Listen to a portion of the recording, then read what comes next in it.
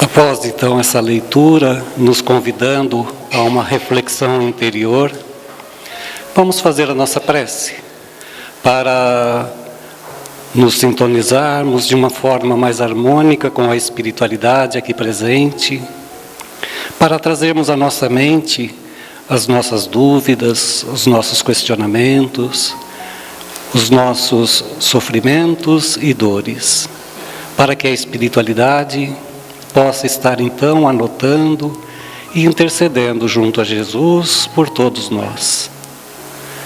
Vamos agradecer a esse dia maravilhoso que temos, a esta casa que nos acolhe. Vamos agradecer a Jesus com suas palavras imortais, nos orientando, nos dirigindo até o dia de hoje. Vamos agradecer a Deus, nosso Pai, porque existimos. Senhor, que as Tuas bênçãos estejam conosco, que possamos ter momentos de paz, de serenidade, de aprendizado aqui nesta casa. Que o Teu reino, Senhor, esteja sobre nós. Que assim seja. Então, hoje nós temos o nosso companheiro, trabalhador da casa, o Cláudio, que vai nos falar sobre o processo de envelhecimento. Muita paz. Bom dia a todos. Jesus seja conosco em todas as nossas intenções, que persista no auxílio a cada um de nós e que a sua luz sempre nos dê uma visão ampliada sobre o processo da vida. Nós hoje falaremos sobre o processo de envelhecimento. Nós estamos no terceiro encontro. Nós programamos 6 encontros mensais, cada um deles ocorre aos domingos, onde nós falamos sobre a vida conjugal. Então, nós tomamos como base o livro Sexo e Consciência, do livro de Divaldo Franco, e viemos tratando então esses temas. Hoje o nosso tema é o processo de envelhecimento, obviamente dentro da vida conjugal, e nós teremos algumas reflexões acerca disso, mas o conhecimento, ele é uma luz nas nossas vidas, e independente do foco da nossa reflexão, nós podemos sim utilizá-lo para outras situações. Cada um de nós pode utilizar as reflexões que teremos aqui hoje. No primeiro encontro nós falamos sobre a bênção de Deus sobre o casamento, o olhar de Deus sobre o casamento. No segundo encontro nós falamos sobre a amizade na vida conjugal. E nesse então nós vamos falar sobre esse processo que é inerente a todos os seres vivos. E eu gostaria de começar com uma história que é narrada num projeto chamado Momento Espírita. E o título da história é O Verdadeiro Amor. Então, conta o escritor que um famoso professor estava prestes a dar sua aula quando ele se depara com um grupo de alunos discutindo sobre o casamento. Ou melhor, eles criticavam o casamento e diziam que quando se perdia a beleza, o romantismo, não haveria mais por que razão do casamento continuar. Esse professor, ele observa, respeita a opinião dos jovens, mas pede licença para narrar um fato vivenciado por ele mesmo. E ele diz: os meus pais viveram 55 bons anos juntos. E numa manhã de domingo, a minha mãe, ao descer da escada para preparar o café, sofreu um infarte. O meu pai não mediu esforços e arrastou até a caminhonete, levando para o hospital, mas no percurso do hospital, a minha mãe veio a falecer. E no momento do cerimonial fúnebre, nós olhávamos para o meu pai e ele olhava como se estivesse olhando para o nada. E nós tentamos reanimar, mostrando os valores da família, os bons momentos vividos juntos, e o meu pai permanecia na mesma forma. Já um pouco antes do sepultamento, o meu pai coloca a mão sobre o caixão e vai falar: meus filhos, eu e a sua mãe vivemos 55 bons anos juntos. E eu me recordo dos momentos de dificuldade, mas me recordo também dos momentos de alegria, da aflição quando vocês estavam para nascer, mas da felicidade de tê-los como filho, iluminando e trazendo alegria ao nosso lar.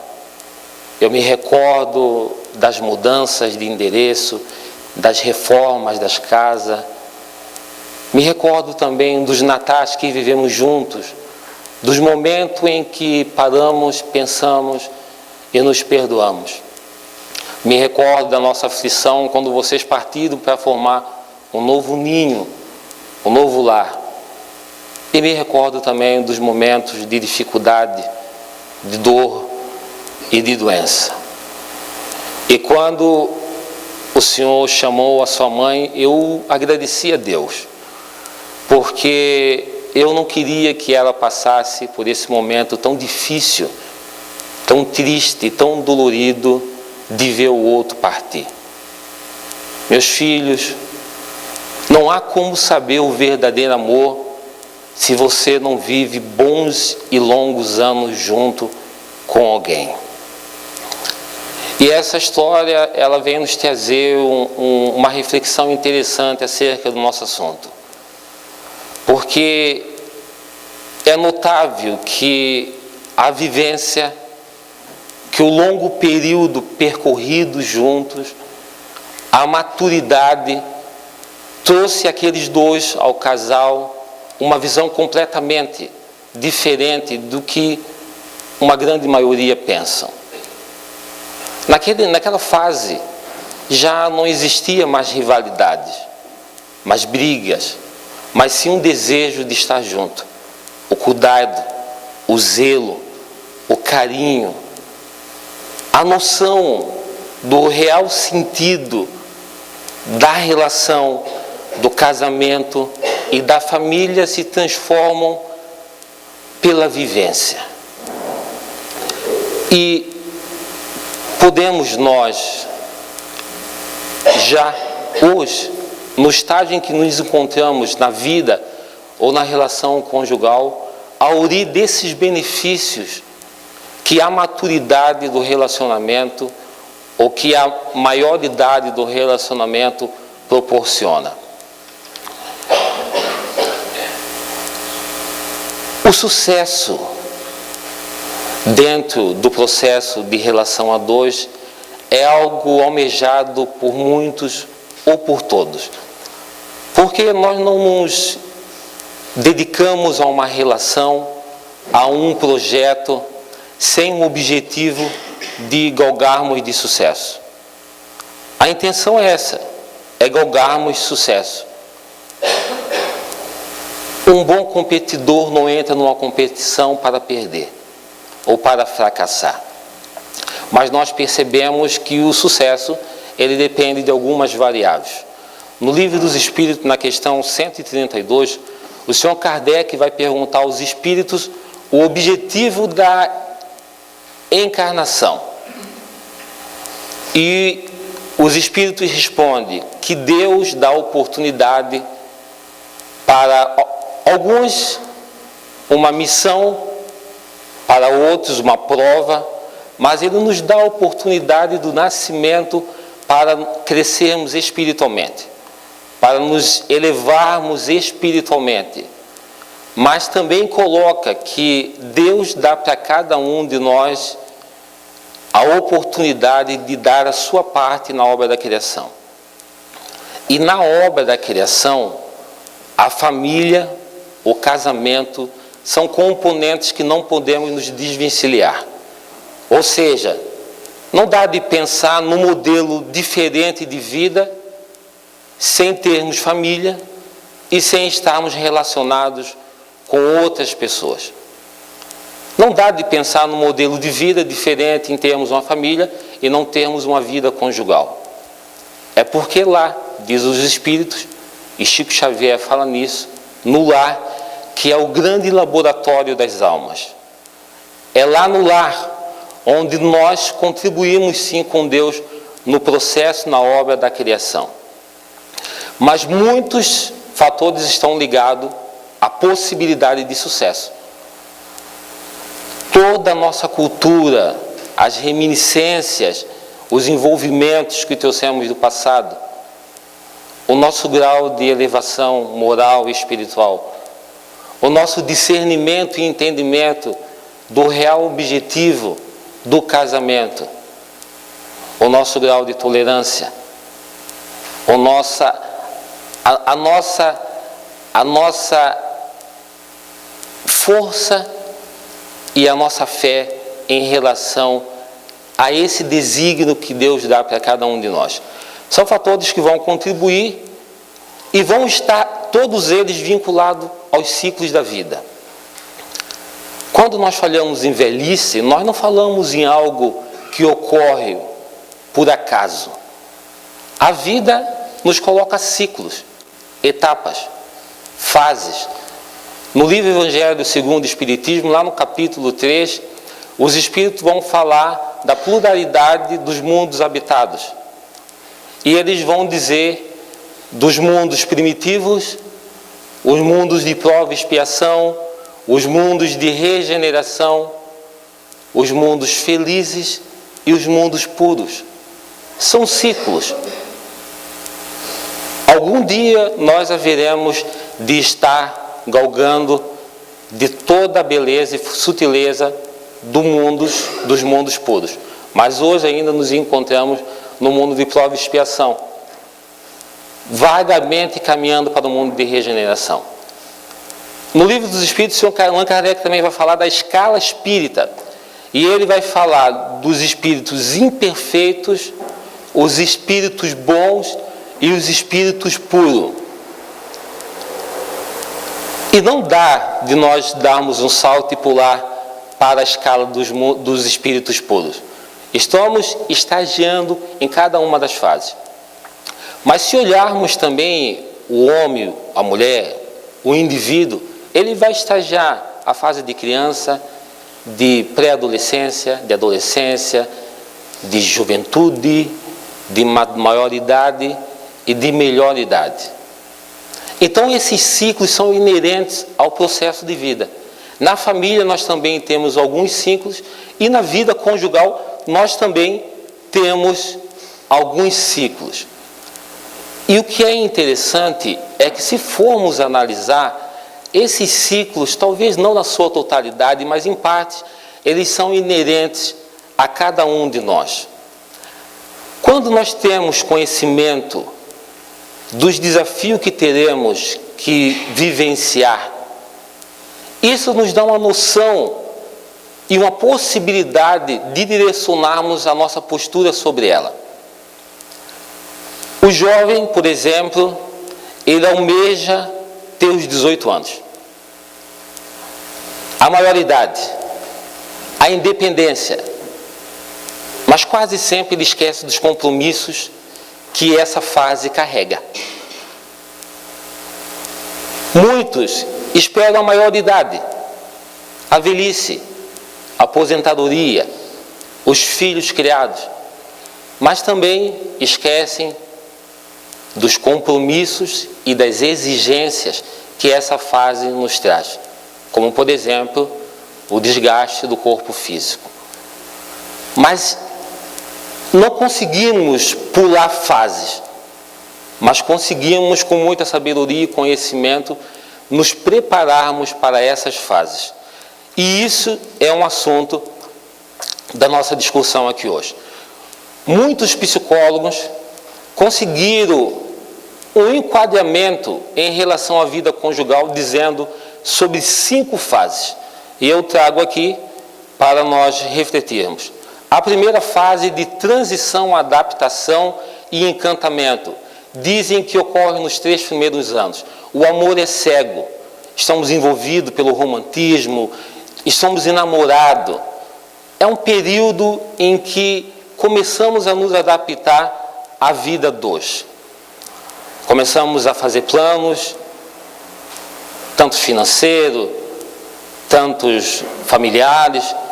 Começamos a nos acostumar e a modelar personalidade, a nossa personalidade com a personalidade do outro, porque é um momento realmente em que estamos nos conhecendo um pouco mais. Mas existe a segunda fase, da consolidação, do desencantamento e a chegada dos filhos. Existe isso, desencantamento. Depois de 3 anos, alguns têm uma leve sensação de ter se equivocado na escolha daquele parceiro, ou no projeto do relacionamento conjugal. Porque é nessa fase que nós começamos a enxergar, e brinca os autores, começamos a enxergar aquilo que estava embaixo do tapete. Nós começamos a nos mostrar como somos. E já não estamos mais envolvidos pelo aquele amor cego. Aqui se constrói, então, um sentimento racional, uma relação através das razões. Surge o desencantamento porque muitos que plasmaram ou idealizaram uma imagem sobre o indivíduo não conseguem enxergar já quando a relação está um pouco mais avançada. E nós falamos isso no nosso segundo encontro, quando falávamos da amizade, que era importante o sentimento da amizade, justamente por isso. Porque se casarmos só pelo charme, pelo período do namoro, e plasmarmos para o outro tudo aquilo que ele nos apresentou, e ele sempre ou ela nos apresenta o que tem de melhor, nós acabamos nos frustrando depois quando não encontramos isso. Mas é uma fase diferente, também nova, porque é a chegada dos filhos. Sabe aquela fase de infância gostosa, lá do primário, dos amigos, de colégio, das brincadeiras? Elas passam. É uma realidade, ela passa. A juventude passa. A fase de vigor, de energia passa. E aqueles que se submetem a querer estacionar em alguma fase ou retroceder a essas fases, acabam trazendo danos para si mesmo. Não dá de ser adulto e viver como criança. Não dá de ser casado e querer viver como um jovem de 18 anos, solteiro. Então vem a chegada dos filhos, um novo ciclo. O casal começa um processo de reconhecimento novamente, porque a atenção está focada agora onde e para quem? Nos filhos. E existem pesquisas interessantes que dizem que nos primeiros meses em que a mulher está toda dedicada ao filho, aquele ser, aquele rebento que Deus permite, o homem cria interiormente um sentimento de abandono, de substituição. Ele se enxerga como ficou de lado, porque a prioridade é o filho. Mas ele ama o filho, e ele queria o filho, e ele queria casar, e ele quer constituir família, mas começa-se uma briga interior. Então é preciso ter realmente maturidade para passar por essas fases. Daí então a constituição da família, e você não pode mais viver querendo ter todos os períodos de romance que tinha na fase anterior, nessa fase, porque obviamente vocês têm os filhos. A terceira fase diz da transformação, a recuperação de valores e revisão de vínculos. Daí já estamos falando entre um período de 10 a 20 anos. Bom, transformação de valores porque nós já estamos um pouco maduros já. E precisamos recuperar os valores pelo qual nos unimos.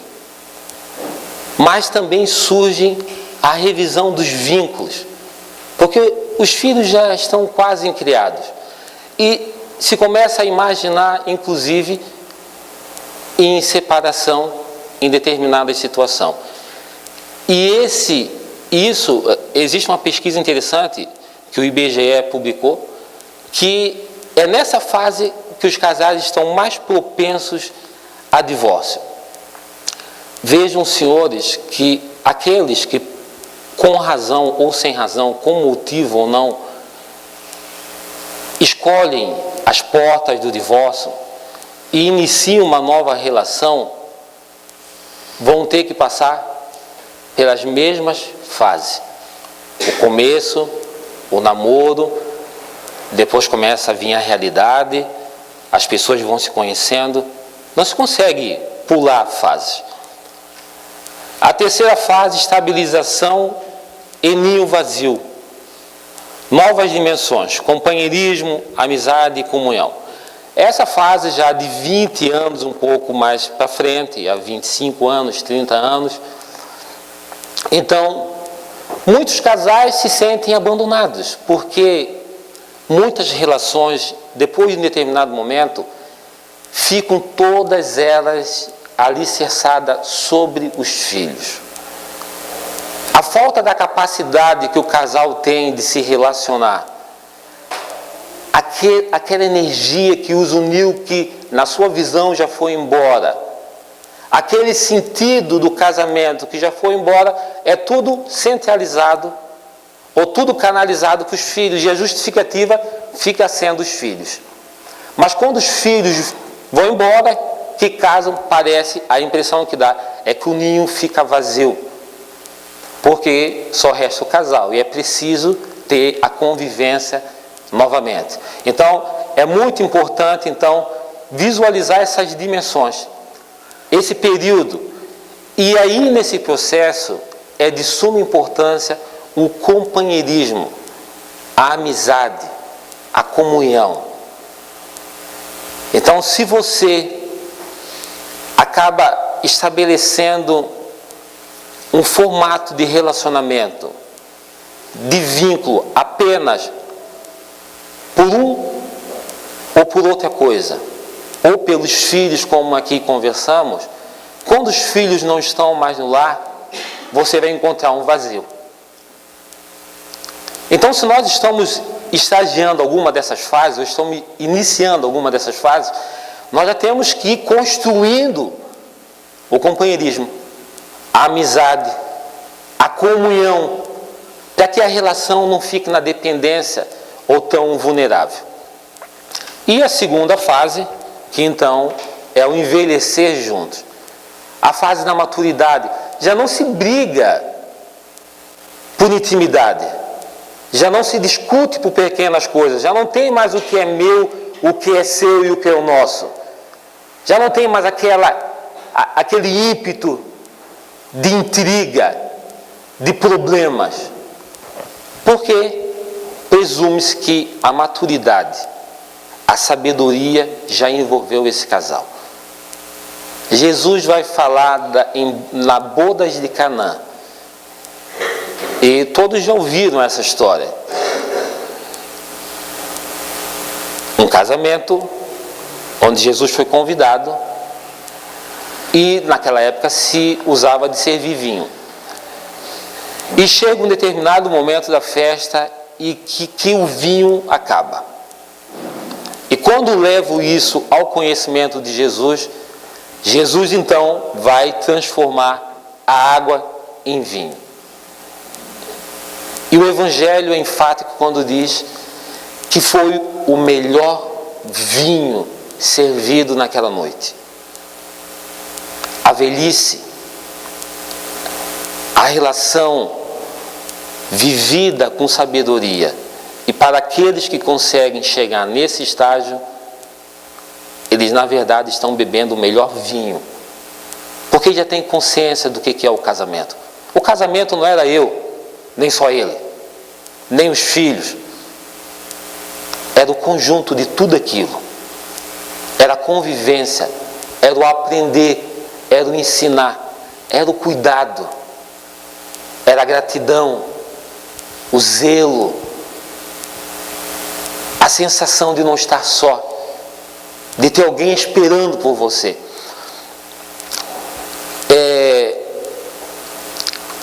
Um pesquisador da Universidade de Washington, John Gardner, ele vai publicar um livro com o título Os 7 Princípios para os Casamentos Darem Certo.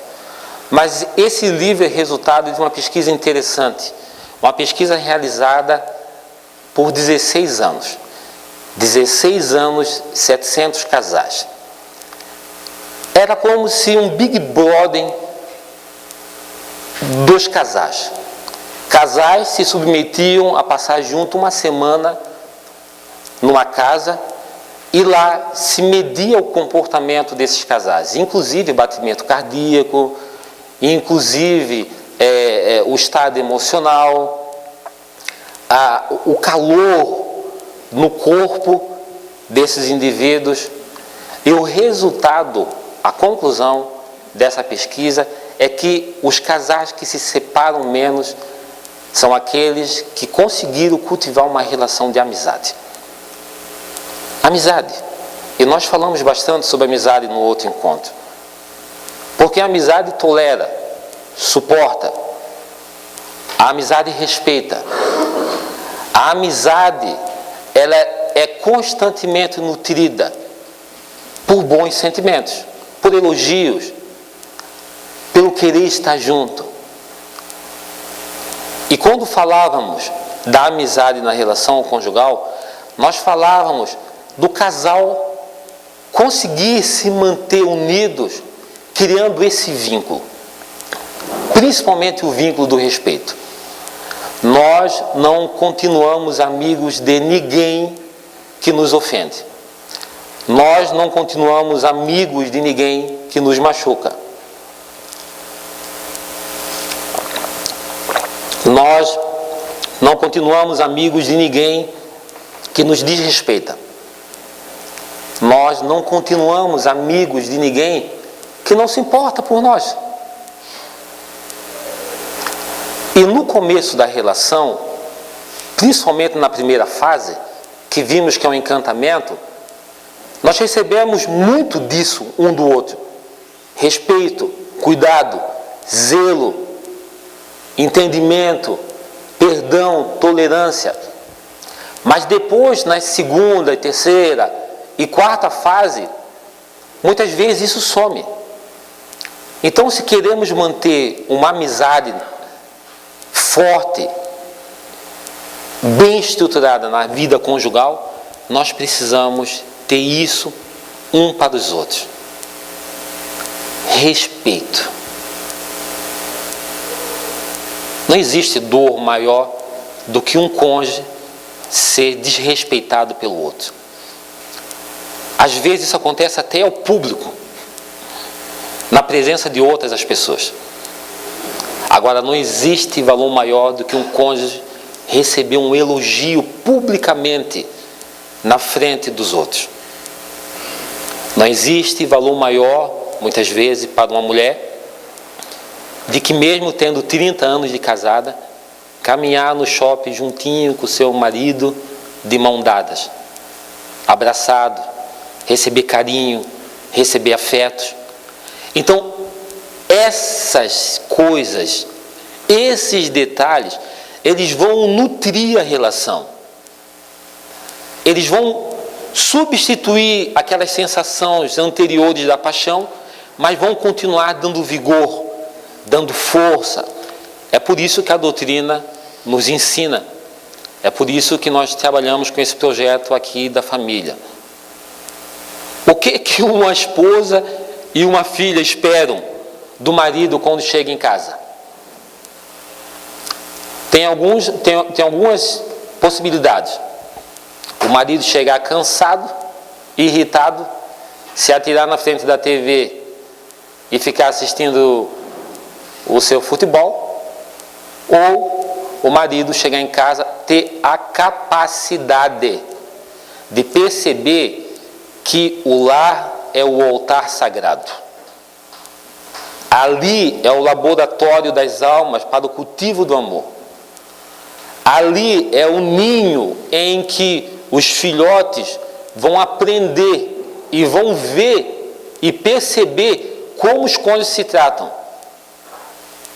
Não existe nada melhor do que chegar um marido sorridente, respeitoso e principalmente com a capacidade de ouvir aquilo que a esposa ficou o dia todo pensando, e chega de noite, ela quer conversar e falar com você.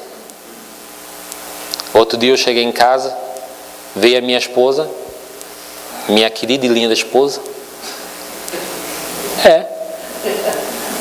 Ela me acha o homem mais bonito do mundo.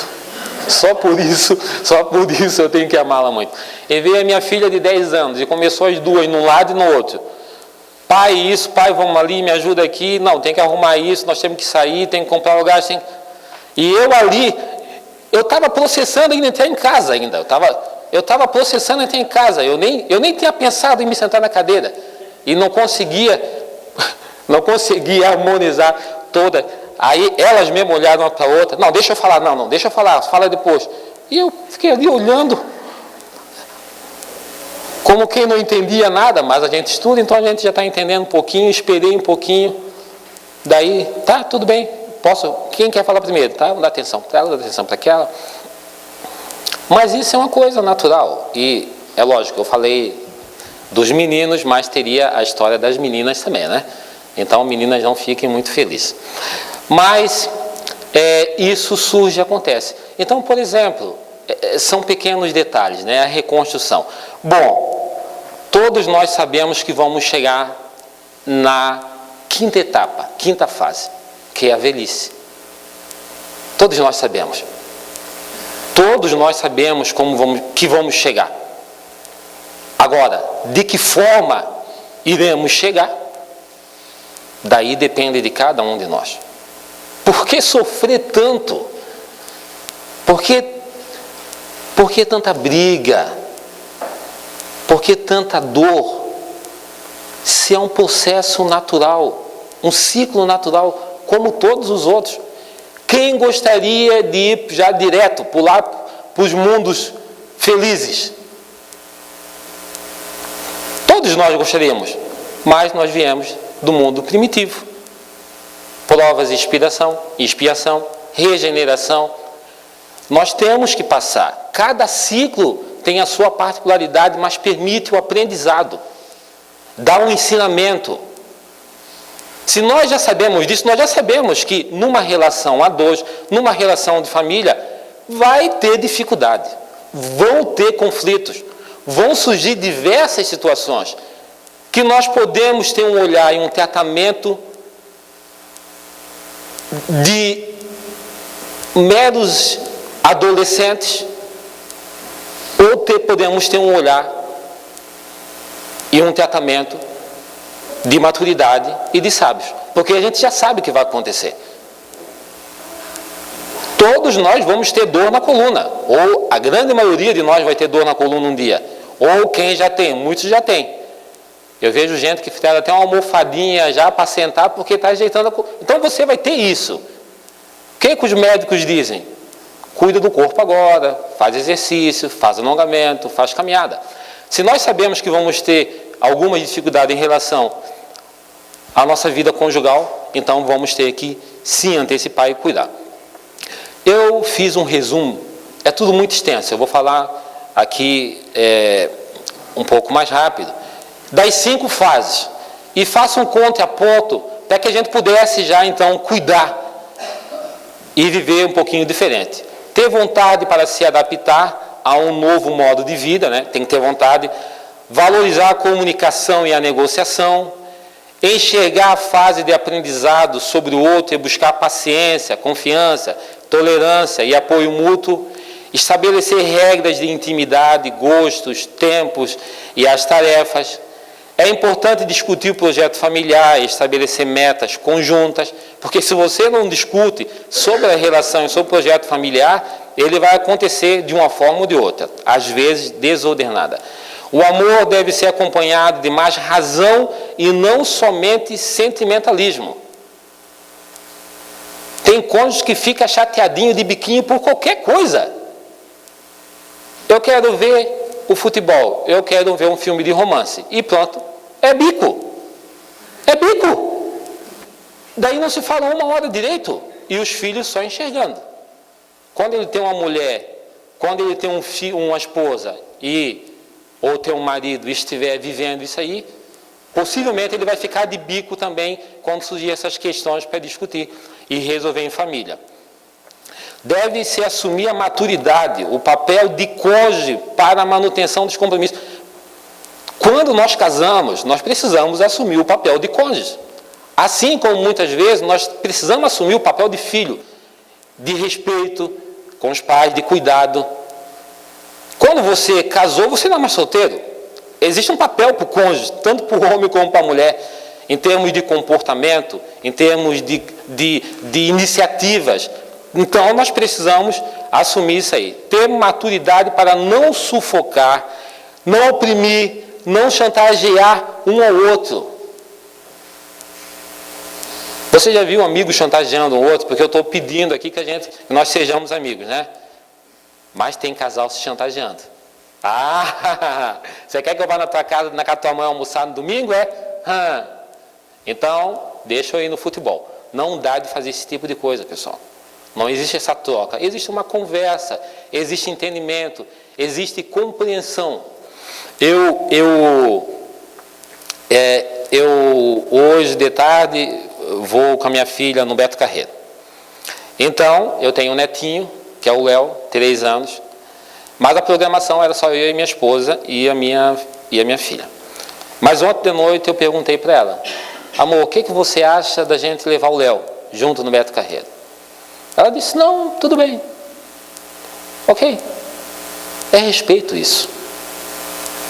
Não dá de chegar assim: o Léo vai junto. É estranho isso. Precisa existir concordância. O outro precisa saber que ele é importante e que ele está junto na tomada de decisões.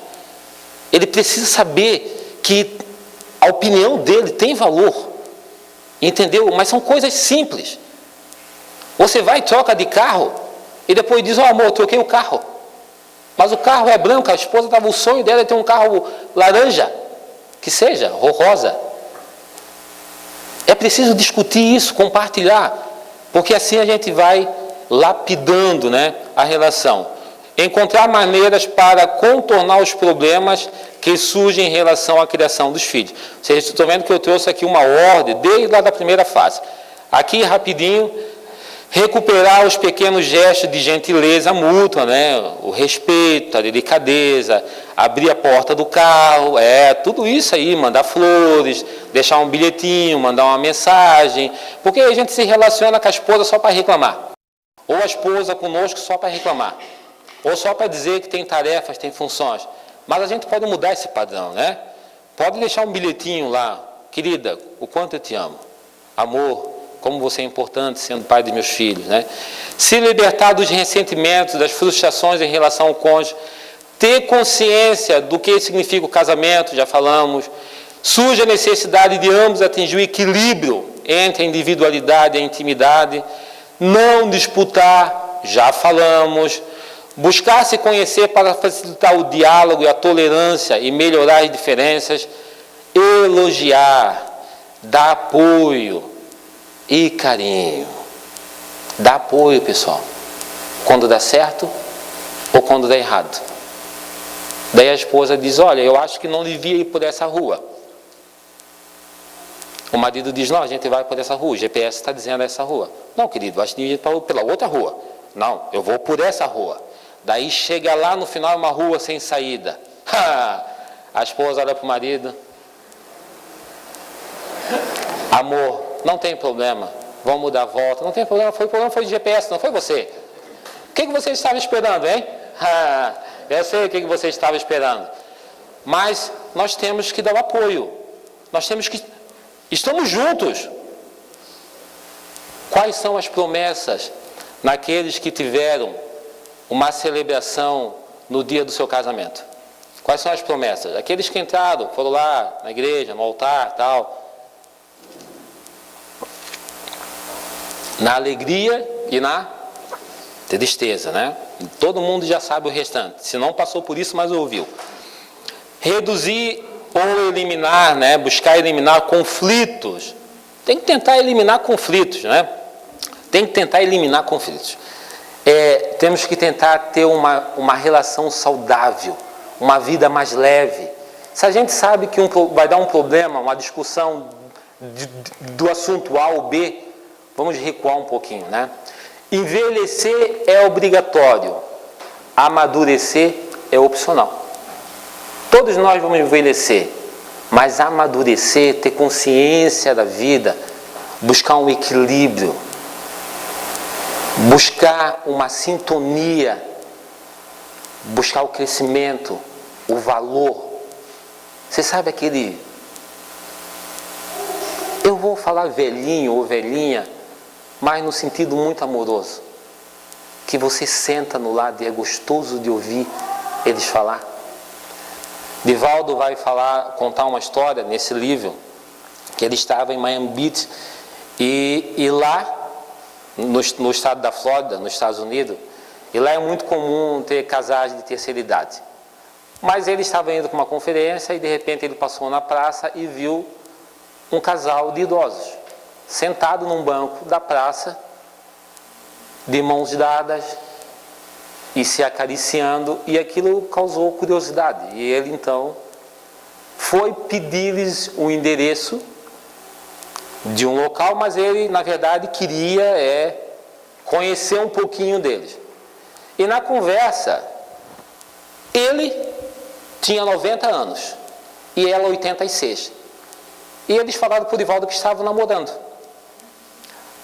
mas que eles só tinham um ressentimento, eles só tinham uma paixão de não conseguir ter mais filhos.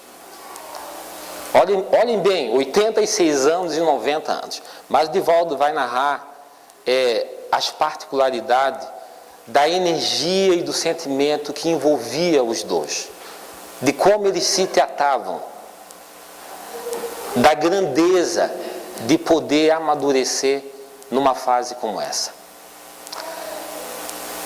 Essa é uma opção, mas a construção é hoje. Não é para depois. É hoje. É através da nossa visão, da forma que nós enxergarmos, da forma que nós vivemos as nossas relações. Não é só a relação conjugal, não. Relações, família, amigos, trabalhos. Aí nós vamos amadurecer ou não? Aí nós vamos amadurecer ou não? Bom, eu já terminei minha fala, o Araripe já está aqui olhando para mim por causa do passar da hora, e me perdoem porque eu me excedi. Então, terminando aquela história que contávamos lá no Momento Espírita, só reforçando, ninguém pode falar de amor verdadeiro se não tem a ideia do que é compartilhar a vida com alguém por tanto tempo. Você não pode falar. Você precisa compartilhar com as pessoas, para você entender esse amor que nós somos capazes de alcançar. Nós não somos capazes ainda de exercitar por inteiro aquele amor de Jesus, do perdão da cruz. Mas nós somos capazes de exercitar com muita eficiência o amor de estarmos juntos. Eu quero convidar vocês para o nosso seminário. Nós tivemos um seminário aqui em novembro, Desafios Conjugais. Como ter uma união estável e feliz. Então vai ocorrer aqui na Casa de Jesus, dia 12 de 11, é um domingo, vai ser das 15 às 19 horas. O tema vai ser amizade na vida conjugal, perdão e recomeço, reencantar a vida 2. Todos vocês estão convidados para a gente continuar esse bate-papo aí e cada um podendo se ajudar. Muito obrigado. Nós agradecemos ao Cláudio pela forma clara, lógica com que ele nos dirige. E eu só queria fazer aqui um pequeno adentro naquilo que ele falou, porque eu teria certa dificuldade em optar por um carro cor-de-rosa, viu?